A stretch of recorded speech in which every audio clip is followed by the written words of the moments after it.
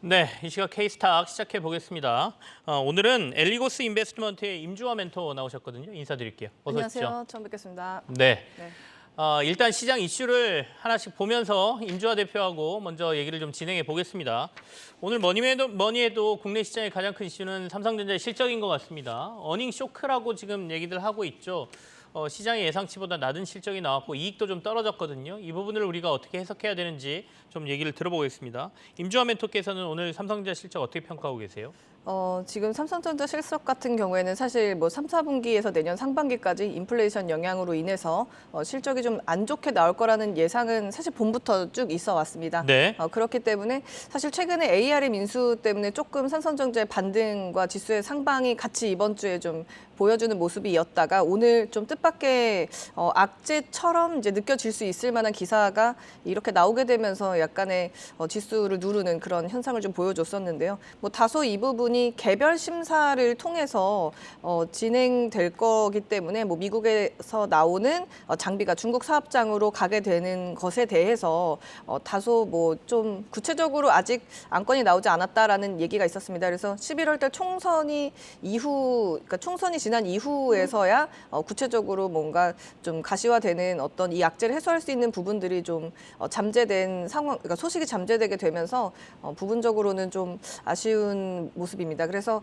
제가 보기에는 어차피 실적으로 여러분이 트레이딩 하시기에는 좀 어렵다 보니까 뭐 사실 삼성전자 같은 경우에는 늘 그렇듯이 좀 고물가 인플레이션이라서 비싼 가전 장비라던가 핸드폰, 뭐 휴대폰 이런 것들을 사기에는 좀 부담스러운 시기에 이 주식을 사가지고 좀 뭐 환율이 좀 안정을 찾고 그리고 인플레이션 좀 잦아질 때 소비가 활성화될 때 좀 스윙이 나오는 거기 때문에 어차피 장기 투자로 보셔야 되는 시점이므로 매수 적기가 이 악재가 기회인가 이 부분만 조금 한두 달 정도 지켜보실 필요가 있을 것 같습니다. 알겠습니다. 아까 이제 총선이라고 표현하셨는데 중간선거, 미국의 중간선거 말씀하시는 거죠? 네, 맞습니다. 자, 이제 삼성전자는 사실은 실적 좋을 때 실적 나면 주가 빠지잖아요. 네, 맞습니다. 근데 오늘은 이제 실적 안 좋으니까 주가가 오르는 반대 모습을 보여주고 있는데 어차피 미래 보고 투자하는 거고 삼성전자의 실적 안 좋을 거는 시장이 어느 정도 알고 있었다. 이게 주가에 반영되고 있다. 이렇게 볼 수도 있는데요. 그렇다면 도리어 안 좋을 때 좀 장기간으로 보고 삼성전자는 들어가는 전략이 맞다라는 의견 제시해 주신 거지 않습니까? 예, 맞습니다. 임주화 멘토께서는 지금 56,900원 선에 있는 삼성전자 주가가 아무튼 4분기에도 안 좋을 걸로 보이잖아요, 실적은. 예, 맞습니다. 그럼 이 선에서 어느 정도 유지할 걸로 보십니까? 아니면 더 좀 빠질 가능성이 높다고 보십니까? 그 NH투자증권의 네. 어플리케이션에 보면은 사람 모양으로 되어 있고요. 삼성전자 주가가 51,000원이 발바닥, 그다음에 55,000원이 발등 정도의 표시가 되어 있습니다. 그래서 마찬가지로 한 52,000원에서 56,000원 사이에서는 충분히 트레이딩을 좀 하실 거라고 보여지고요. 그리고 시황 같은 거 보실 때 예를 들면은 실적 발표가 좋게 나왔다고 하면은 보통은 주가가 이제 공매도가 몰려오면서 빠지게 되는 경향이 굉장히 많은데 이미 뭐 너무 많이 빠졌기 때문에 지금의 네. 어떤 상승은 충분히 빠진 걸 반영했다라는 아주 확실한 그런 시그널이라고 보실 수 있을 것 같습니다. 자, 그러면 삼성전자는 그렇다 치고요. 삼성전자 이외의 반도체 장비주들도 굉장히 많지 않습니까? 네. 이 장비주들은 어떻게 봐야 될까요? 도리어 이 어려운 시기에 어제 그제 삼성과 관련된 뉴스들 보면 우리 투자 뭐 미루지 않겠어. 본격적으로 투자할 거야라고 삼성이 발표를 했다라고 하는 거는 장비 업체들 같은 경우에는 시황은 안 좋지만 지금 현재 전방 산업은 안 좋지만 우리한테 들어오는 돈은 계속해서 들어올 수 있어라는 의미로도 읽혀지거든요. 리포트를 전반적으로 보게 되면은 네. 최근에 이제 한 2, 3일 전에 지금 조정받고 있는데요. 뭐 가온칩스라던가 아니면 오늘 뭐 라운테크라던가 아니면 오픈 엣지 테크놀로지 혹은 뭐 좀 물량 나오는 게 있어가지고 약간 지금 주가가 살짝 주저앉아 있는 넥스트칩 같은 종목들이 ARM, 삼성전자 관련주로 묶여가지고 월화에 좀 수급이 있었다가 지금 잠깐 눌리고 있는 그런 모습들을 보여주고 있습니다. 그래서 또 관련해서 지금 TV에 나오고 있는 뭐 PSK라던가 뭐 네페스, 이녹스 첨단 소재 같은 반도체 전반적인 종목이 시장 돌리면서 저가에 트레이딩 해도 될 만한 지점이다라고 판단돼서 들어왔는데 사실 반도체 관련 종목들이 저가 매수하기에 좋은 적기는 사실 11월 달에 뭐 향후 이제 내년 상반기 전망을 보고 트레이딩 하시는 경향이 많이 있는데 매년. 네네. 근데 올해는 10월 초순에 들어온 걸로 보면은 그래도 지금은 11월 달에는 점점 좋아질 거라고 얘기한다고 가정했을 때 10월이 아주 싸게 살 수 있는 기간이라고 보는 것도 있는 것 같고요. 일단 바닥에서 그냥 차트 기술적으로 음봉이랑 양봉이 거의 동시에 열려 있는 저런 바닥지그 심텍 같은 경우에도 마찬가지인데 바닥에서 이렇게 매도 물량이 고갈돼서 올라오는 저런 기술적 반등에서 부분에서 많이 수급들이 좀 몰리고 있는 것으로 보입니다. 매도 물량이 고갈된다라는 표현이 되게 인상적인데 어쨌든 간에 뭐 4분기까지는 거의 바닥을 유지한다. 뭐 안 좋다라고 봤을 때 10월, 11월이 조금은 빠를 수는 있지만 이런 주식들을 모아갈 수 있는 좋은 시기가 될 수 있다. 맞습니다. 이렇게 보면 되겠네요. 반도체 시황 안 좋은 건 다들 알고 있습니다. 다들 뭐 감산하겠다고 그러고 미국에서 들려오는 반도체 소식 보면 뭐 좋은 게 하나도 없죠.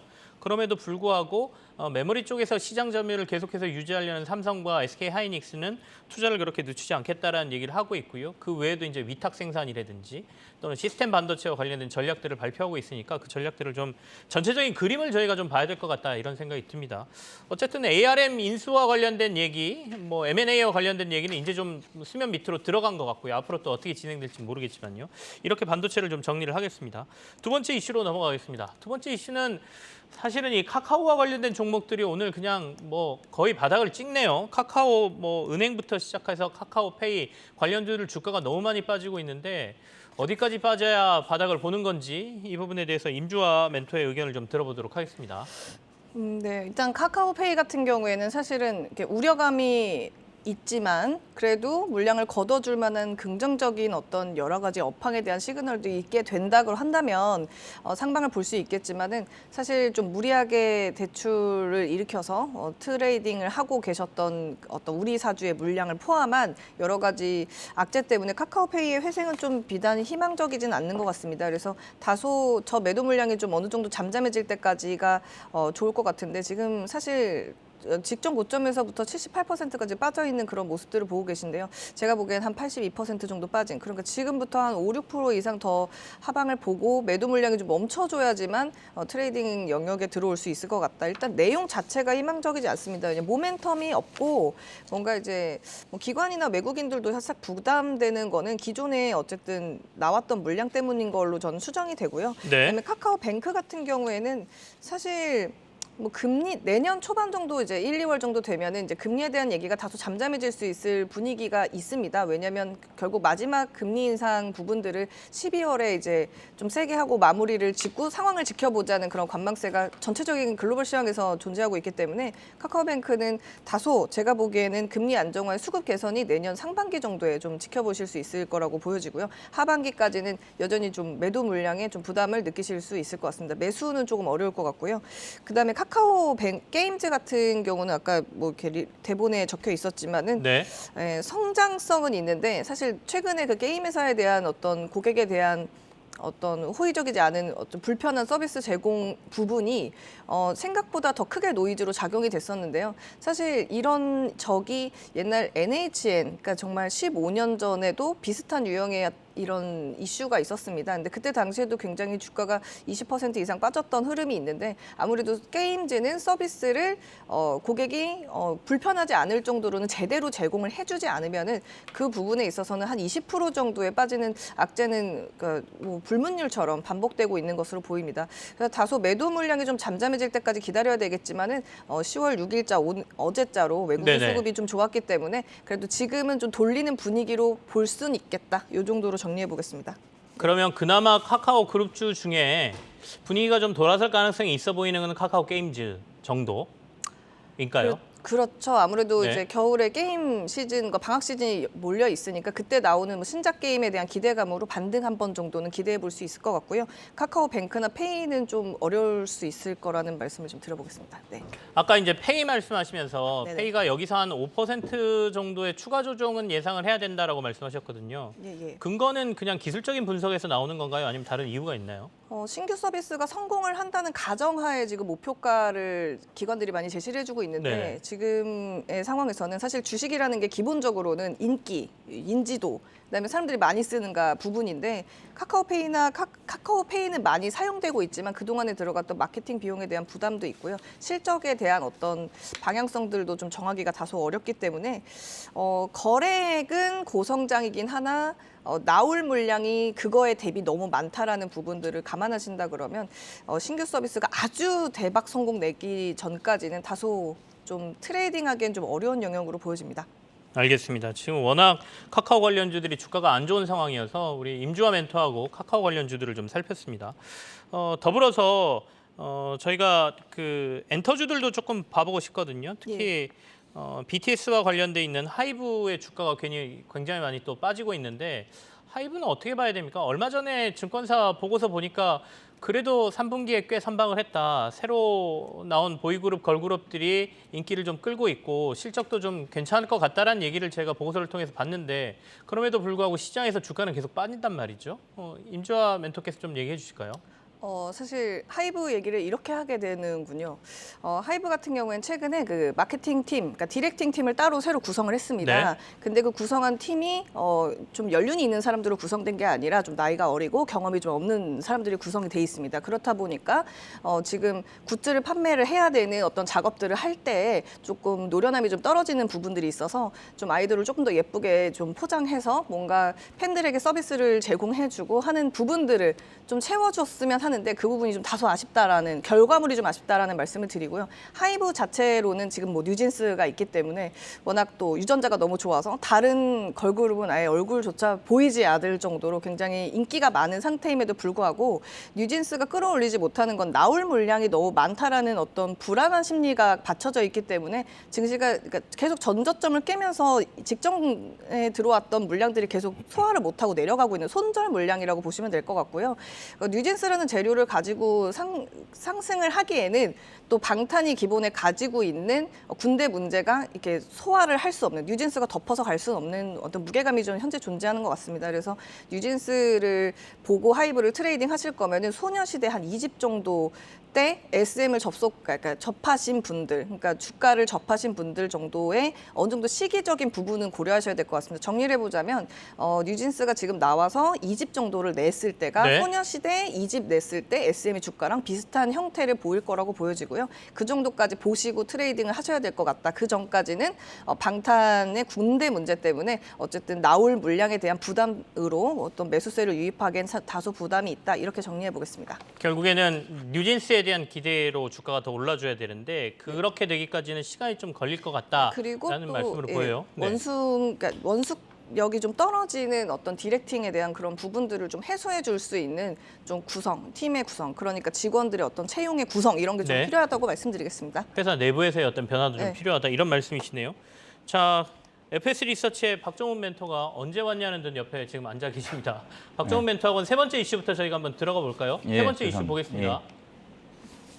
자, 흔들리는 투심 중소형주로 쏠리는 매기라고 말씀을 드렸는데 대형주들이 사실 딱히 올라가지 못하기 때문에 중소형주들 중에 이제 이슈가 있는 데들이 확 끌어오르거나 이렇게 변동성이 좀 심해진 장세의 모습들이 나타나고 있죠. 우리 박정훈 멘토는 요즘 시장들 움직이는 모습 보면서 어떤 느낌 받으십니까? 예, 일단 그러니까 대형주와 중소형주가 어쨌든 수급적인 측면에서나 이런 면에서 주가적인 또 측면에서도 서로 조금 다른 모습을 보이고 있습니다. 일단은 지수의 영향을 아무래도 대형주들이 많이 받다 보니까 특히 외국인 수급도 영향을 많이 받다 보니까 당연히 조금 더 시장에 영향을 주고 좀 빠졌던 건 사실인데 중소형주도 그거 못지않게 그 영향을 받아서 많이 빠졌습니다. 근데 이제 심리적인 측면에서 주가가 이제 좀 더 바닥권에 오지 않았을까라는 시각이 펼쳐져 있긴 하지만 중요한 건 앞으로 더 빠질 수 있는 리스크가 더 크다. 그럼 상대적으로 대형주가 조금 더 위험해 보인다라고 말할 수 있겠는데요. 그렇게 되다 보니까 아무래도 중소형주도 빠질 만큼 빠졌고 실적들을 사실 따져보면 뭐 밸류에이션도 많이 낮아져 있고 하니까 조금 더 만약에 상승할 때 좀 더 좋지 않을까. 네. 이제는 조금 주식을 사야 될 때가 아닌가 생각하는 사람들이 있어서 수급적인 측면에서 어쨌든 중소형주를 좀 받쳐주고 있는 것 같고요. 그래서 상대적으로 또 올라올 때도 사실은 대형주보다는 중소형주들이 더 탄력성이 좋다 보니까 거기서 대형주들만 시장이 나쁘지 않다고 한다면 올라올 수 있는 여지가 있어서 그런 것들을 감안하면 중소형주들 그래서 사람들이 더 많이 보는 것 같습니다. 그래서 제 생각도 사실은 만약에 어차피 반등할 거 탄력성을 보면 중소형주를 조금 더 보자라는 쪽이 좀 더 강한 것 같습니다. 그러면 중소형주 중에 뭐 매일매일 조금씩 바뀌긴 합니다만 우리 박정훈 멘토께서는 섹터나 업종 중에 이런 쪽이 좀 유망해 보인다라고 생각하고 계시는 데가 있으신가요? 일단 여러 유튜브나 이런 데도 보시면 이제 전문가들이 언급을 많이 하시긴 합니다. 네. 그러니까 제 생각도 비슷한데요. 일단은 과연 다시 돌아왔을 때 주도주가 뭐가 될 수 있을까에 대해서 상당히 지금 궁금해하는 상황인데 제 생각에는 주도주가 바뀌지 않을까 봅니다. 그러니까 기존에 시장을 좀 이끌었던 상대적으로 시총이 컸던 IT나 이런 것들도 있지만 사실은 그것보다는 업황적인 측면에서 좀 더 기다릴 시간이 필요하니까 제가 볼 땐 지금 하반기에 들어갈수록 뭐 유가가 좀 흔들리긴 하지만 그래도 그 하방은 어느 정도 받쳐져 있는 것 같고요. 그래서 에너지 쪽, 특히나 지금 좀 이슈가 되고 있는 부분들이 중동과 미국의 투자, 이게 지금 가장 그 핫 이슈거든요. 그렇다면 네. 이제 특히나 이제 플랜트, 그다음에 에너지 관련된 투자들, 이런 것들이 아무래도 이슈가 되다 보니까 그쪽으로 계속해서 조금 더 올해는 관심을 가지고 보시는 게 좋을 것 같습니다. 알겠습니다. 하반기 되면 이제 겨울로 들어가면서 유럽 쪽 에너지 위기와 관련된 이슈가 굉장히 많이 나올 겁니다. 그렇다 보니까 에너지 관련 주들, 거기에 이제 에너지로 돈 많이 번 중동 쪽에서 투자를 많이 진행하니까 플랜트나 이 플랜트와 관련된 기자재 뭐 이런 데들에 관심 갖자, 이런 말씀으로 저희가 이해를 좀 하면 될 것 같네요. 임주환 멘토께서는 최근에 중소형주들의 흐름, 가끔 보이는 이런 강세에 대해서는 어떻게 파악하고 계세요? 그냥 기술적으로 산발적으로 순환하고 있는 종목들이라고 봅니다. 1월부터 6월까지 글로벌 원자재 시황에서 순환되고 있는 종목들이 다시 한번 돌고 있다라는 말씀을 드릴 것 같고요. 네. 아까 말씀드렸던 중소형 철강주들은 제가 봤을 때는 두 가지로 나뉠 것 같습니다. 최근에 담합에 걸려서 장기 소송전으로 가게 되는 회사들을 제외하게 되면은 사실 살 수 있는 종목은 대동스틸, 하이스틸, 문배철강밖에 없을 것 같고요. 현대제철이나 그다음에 포스코 같은 경우에 그 이슈랑 관련해 가지고 수혜를 볼 수 있는 회사는 실제로 확인했을 때는 동국제강 한 군데밖에 없었기 때문에 이 정도 선에서 트레이딩 해보실 수 있을 것 같고, 그냥 유통 주식수 상으로 최근에 뭐 네옴시티 올림픽 개최까지 이어지면서 다소 유가가 빠지면 네옴시티를 못할 수 있지도 않을까라는 불안감을 좀 해소했던 종목들 중에서는 세아베스틸 지주, 세아베스틸 뭐 세아 관련된 철강 회사들이 좀 수급이 좋은 것 같습니다. 요거 빼고 나머지는 아까 말씀드렸던 담합 규제 혹은 아마 검색해 보시면 나올 것입니다. 그래서 거기에 대한 벌금과 소송 이슈가 있기 때문에 제가 세보니까 대략 한 15개 정도 회사입니다. 그 회사 뺀 나머지만 철강주는 움직이신다고 보면 되실 것 같습니다. 네. 결국에는 철강주 쪽에 좀 주목을 많이 하고 계시는군요. 철강주는 순환매 장세이기 때문에 뭐 스윙을 할 수 있는 건 아니고요. 기술적으로 트레이딩을 하실 수 있다라 말씀드리고요. 화장품 부분은 아직은 실제 일본이나 베트남에 판매가 되고 있는, 중국에서 총 판매됐던 판매량만큼 판매되고 있는 부분의 회사가 상장사가 없기 때문에 다소 화장품주는 트레이딩 하시긴 조금 부담스러우실 거라는 말씀을 드리고 가고요. 저도 아까 이 옆에 대표님하고 마찬가지로 2차 전지 부분이나 그다음에 수소 전기차 부분, 그리고 뭐 네네. 포르쉐 관련된 회사 부분, 이런 자동차 부분 큰 덩어리 하고요. 그다음 반도체 저가 매수, 그리고 산발적으로 그냥 이슈가 되는 종목들로 트레이딩을 연말까지 하시는 게 좋을 것 같다는 말씀드립니다. 네. 중소형주가 도리어 트레이딩 하기에는 좋은 시점에 온 것 같다라는 말씀이시고, 이게 순환매로 돌아가다 보니까 우리가 다 관심 가질 수는 없지 않습니까? 그중에서도 우리 임주환 멘토께서는 약간 아까 말씀해 주신 철강주 중에 몇몇 종목들, 이런 것들 트레이딩 관점에서 좀 바라보면 괜찮을 것 같다라고 얘기하셨어요. 대동스틸, 하이스틸, 그리고 동국제강 이런 거 말씀하셨으니까요. 꼼꼼히 적어 놓으셨다가 내가 좀 중소형주 매매 잘하는 사람이야라고 하면 주가들 흐름 보시면서 또 순환매 들어왔을 때 단기적으로 수익 올리는 방법으로 좀 활용해 보시는 것도 괜찮을 것 같습니다. 다음 이슈로 넘어가겠습니다. 중소형주 얘기를 저희가 조금 해봤고요. 그 다음에는 전기차 부품과 관련된 얘기. 결국엔 배터리가 1번일 테고요. 배터리와 그 외 소재 이런 회사들 요즘 다시 좀 힘을 내는 것 같습니다. 이 얘기 좀 해볼게요. 우리 박 멘토 먼저 얘기를 좀 해볼까요? 예, 일단은 지금 뭐 최근에 이제 대우부품도 오늘 이제 주가 많이 올라오고 하는데, 새로 이제 전기차 관련된 부품 중에서는 좀 아직까지는 이제 새로 조금 들어간다고 하는 소문이 나 있는 그런 업체들 위주로 좀 주가가 반응을 하는 것 같고요. 본격적으로 전기차 부품이라던가 뭐 소재를 포함해서요, 소장들 다 다시 2차 전지 관련된 전기차 관련된 업체들이 움직이려면 조금 더 그 시장 센티도 조금 더 나아지고, 그 다음에 그 조금 주가도 좀 조정을 더 받아서 이제 조금 그 밸류도 조금 더 싸지고 하는 게 좀 필요한 그런 시간들이 조금 필요한 것 같습니다. 그래서 네네. 이제 대신에 이런 시간을 활용해서 오히려 이제 매수의 기회를 삼는 게 저는 더 좋다고 보고요. 그래서 관련돼서 지금은 이제 부품주들 보지만 이제는 소재나 이쪽의 업체들, 특히 장비 업체들도 그렇고 어차피 올해 내년에서 계속 내후년에서 중장기적으로 성장성이 보이기 때문에 그런 업체들을 조금 더 주목해서 보셔도 괜찮을 것 같습니다. 그럼 구체적으로 어디 관심 두고 계시는 회사들이 있습니까? 예, 뭐 소재 쪽에서는 네. 사실은 이제 뭐 기존의 그 뭐 LNF나 에코프로비움이나 이런 나노신소재나 이런 업체들도 좋습니다. 뭐 대주전자 재료 뭐 이런 업체들도 이렇게 잘 알려져 있는 업체들도 좋긴 하겠지만 저 같은 경우는 이제 예를 들어서 뭐 아직까지는 주가가 다 반영이 안 됐다고 하는 뭐 동아기업이라던가 뭐 조광 페인트라던가 이런 이사진주의 소재 쪽에서 새롭게 진입하는 네네. 업체들, 고려아연이라던가 이런 업체들에 조금 더 주목해 보셔도 괜찮을 것 같습니다. 알겠습니다. 아직은 시장에서 크게 주목받지는 않지만 새롭게 2차 전지와 관련된 회사로 언급되고 있는 회사들을 조금 눈여겨볼 필요가 있다라고 말씀하셨습니다. 동아기업 뭐 얘기하셨고요. 그다음에 노루였나요? 조광 페인트. 조광 페인트, 네. 조광 페인트 이렇게 언급을 해주셨으니까요. 저희가 좀 기억해 놓겠습니다. 자, 임주화 우리 멘토께서는 2차 전지와 관련된 이런 부품 소재 관련 회사들 중에 눈여겨 보시는 데들 그리고 지금 눈여겨 봐야 되는 이유가 있다면 뭐 어떤 게 있을까요? 사실 오늘 네. 미리 대본 주셨을 때 인지컨트롤스 대우 부품을 언급을 주셨더라고요. 근데 사실 그게 그냥 누구나 만들 수 있는 그냥 추세가 전환된 종목을 찾는 종목 검색식에서 3일 전부터 인지컨트롤스하고 대우 부품이 계속 움직였었거든요. 네네. 사실 저희 오늘은 기술적 반등으로 나오면서 수급이 개선돼서 가고 있는 거와 맞물려서 기사가 나왔다고 저는 보여지게 되는데 사실 이건 그냥 오늘의 단발성 수급으로 체크를 하셔야 되는 게 맞을 거라고 보고요. 오늘 이 순간에서 전기차 부품 중에서 트레이딩하기에는 조금 부담스러운 금요일인 것 같습니다. 네. 지금 오늘은 뭐 네, 들어가기는 좀 전체적으로 부담스럽다. 조정을 받고 있기 때문에 네. 지금은 지지대를 이탈할 것인가 맞추고 다음 주도 이어갈 것인가를 논하는 부분이기 때문에 이 부분은 월요일 날 말씀하시는 게 더 좋을 것 같다라는 말씀인데 종목을 고르기에도 월요일이 더 좋을 것 같습니다. 오늘을 고르기 돌려서 얘기하셨지만 오늘 사지 말라는 얘기로 저희가 맞습니다. 드립니다. 네, 오늘은 조정권에 있습니다. 예. 임주화 멘토께서는 그러면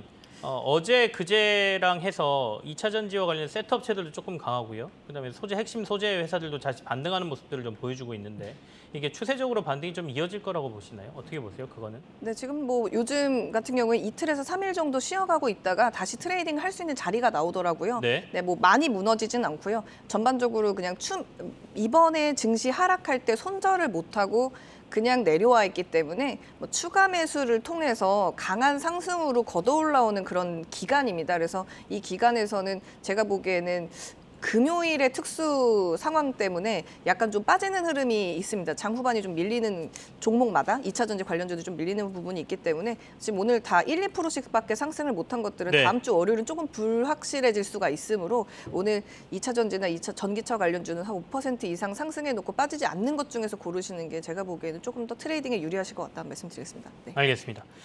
다음 저희가 뽑아놓은 주제가 IPO 시장과 관련된 겁니다. 오늘 상장된 회사들이 그래도 데뷔하는 모습이 나쁘지가 않거든요. 최근에 보면 시장이 좀 안 좋다 보니까 차라리 어느 정도 상장할 때 검증된 회사들 투자하는 게 낫겠다라고 보시는 분들도 계시는 것 같습니다. 그래서 잘 고르면 그래도 상장한 이후에 상장하면서 주가가 또 좀 올라주지 않습니까? 여기서 수익을 내겠다는 분들이 계시는데 오늘 상장되는 회사들 좀 얘기를 해볼까요? 박정원 멘토 좀 얘기 좀 해주시겠습니까? 예, 뭐 오늘 상장된 업체들을 포함해서 좀 최근에 이제 상장된 업체들이 몇 개 있는데 그런 업체들 보시면 주가 상황이 안 좋은 건 뭐 앞서 말씀하신 뭐 여러 가지 이유들이 있겠지만 그 중에서는 생각되는 거는 아무래도 수급적인 측면 그리고 이제 공모가에 대한 좀 믿음 뭐 이런 것들이 좀 반영이 되고 있는 것 같습니다. 다만 제가 이제 예전에 한번 말씀드렸는데 오늘 상장된 업체들을 포함해서 공모주로 있어서 공모가 이하로 만약에 시작을 했다던가 아니면 공모가 이하로 첫날 끝난다던가 아니면 시초가 이하로 끝난 종목들에 대해서는 어느 정도 그 전에 기본적으로 검증이 좀 된 부분 그 회사들에 있어서 수요 예측이나 이런 걸 통해서 회사들이 어느 정도 단기로도 가장 최근 실적을 가지고 그다음에 가장 최근된 예측된 수치를 가지고 검증된 부분들이 있기 때문에 네네. 그리고 이제 최근에는 이제 공모가를 산정할 때 예전보다 상당히 보수적이기 때문에 어느 정도 밸류 가치도 그렇게 많이 비싸게 상장을 못 합니다. 이제 그런 여건들을 감안하면 수급적으로만 어느 정도 풀려지고 심리적으로 조금 시장이 풀어진다고 감안을 한다면 다시 올라올 수 있는 여지들이 있으니까 그런 것들을 좀 중심으로 해서 보시면 좋을 것 같습니다. 다만 만약에 첫날 오히려 이제 좀 공모가를 넘어서는 뭐 따로 시작을 했다던가 아니면 뭐 좀 한 30% 이상 올라와서 시작하는 종목들은 오히려 조금 더 주의해서 보실 필요가 있을 것 같고요. 그래서 그런 가격적인 측면에 절대적인 가격 측면에서 비교를 해서 종목을 좀 선택하시는 게 좋을 것 같습니다. 오늘 이제 상장한 회사가 아래 지금 나오고 있습니다. 모델솔루션하고 이노룰스라는 회사인데 이노룰스가 오늘 주가가 좀 많이 강하죠. 23% 정도 지금 오르고 있으니까요. 이게 공모가를 어떻게 받았느냐의 평가 부분도 있을 테고 앞으로의 성장성 부분도 있을 텐데 임주환 멘토께서는 이노룰스가 이렇게 상대적으로 더 데뷔가 강한 거는 어떤 이유가 있다고 보세요? 최근에 신규 상장주가 이제 상반기에 한번 테마처럼 돈 적이 있었습니다. 네네. 근데 그때 보면은 특징이 한 20에서 40% 정도 계장가보다 훨씬 빠진 종목인데 나올 물량이 보호회수가 보통 3개월이라는 좀 넉넉한 기간을 두고 있는 회사들 같은 경우 좀 수급들이 괜찮았었습니다. 뭐 40% 이상 다시 원래 공모가까지 회복하는 경우가 굉장히 많이 있었는데 최근에 상장하는 종목들의 대부분의 특징이 투자를 예를 들어서 1%나 3% 정도를 한 회사가 있다고 한다면 네네. 그걸 1%씩 나눠서 보호회수가 한 달 뒤에 풀리고 두 달 뒤에 풀리고 세 달 뒤에 풀리거나 매달 한 달 풀린다는 뒤에 거죠? 세 달 뒤에 그런 식으로 풀립니다. 그러다 보니 회사가 한 10군데가 들어가 있고 보호회수가 풀리게 되면 한 달 코스 지날 때 한 11%에서 12%의 물량 나오게 되면 넥스트칩 같이 좋은 회사도 물량이 나와버리니까 이제 전 바닥 직전 저점에서 수급을 못 받고 있거든요. 무서워서 못 들어오고 있는 그런 상황들이 보여지는데 이노룰스랑 모델솔루션 둘 다 놓고 보면 기업이 그러니까 저희 증권사가 커버리지를 하기에는 모델솔루션이 모양이 굉장히 좋습니다. 뭐 네. 실리콘밸리에 현지 법인이 있어가지고 뭐 LG에서 나온 회사가 뭐 이런 스토리를 지니고 있는 건데 이제 그 이쪽 이노룰스 같은 경우에는 최근에 이런 유형의 회사가 상장한 적이 없습니다. 비상장 상태로 있는 회사가 굉장히 많은데 보험 왜 우리 예전에 계리사분들 네. 굉장히 따기 어렵고 대우도 되게 좋게 받으시고 임금도 되게 높으시잖아요. 근데 그거를 모델화 해가지고 자동으로 솔루션을 짜주는 회사거든요. 근데 이런 게 없기 때문에 그것을 인력을 기존의 직업을 좀 기계가 대체한다, 데이터가 대체한다 이런 것 때문에 이노룰스가 오늘의 수급이 좀 좋은 것으로 보여지는데 아마 산발적으로 20% 뛰었다가 한 15% 빠졌다가 20% 뛰었다가를 반복하면서 최근 신규 상장주들의 전형적인 특징을 좀 보여줄 것으로 보입니다. 네. 당장 오늘은 비즈니스 모델에 좀 특징이 있어서 이노룰스가 좀 오르고는 있지만 최근에 상장한 회사들이 보호예수가 그렇게 짧아요. 예, 네. 짧다 보니까 앞으로 주가는 조금 변동성이 클 수 있다 이렇게 이해가 됩니다. 보호예수 풀리기 네. 한 3일 전 정도까지가 대시세가 나는 경향들이 있더라고요. 전반적으로. 그래서 너무 임박한 상태에서 정리하시기보다는 거의 데이 트레이딩으로 트레이딩 하셔야 될 것 같습니다. 알겠습니다. 이미 뭐 투자를 하고 계신 분들이라면 보호예수 물량이 풀리기 한 2, 3일 전에는 정리를 하셔야 그래도 좋은 수익을 낼 수 있다라는 팁까지 알려주셨습니다.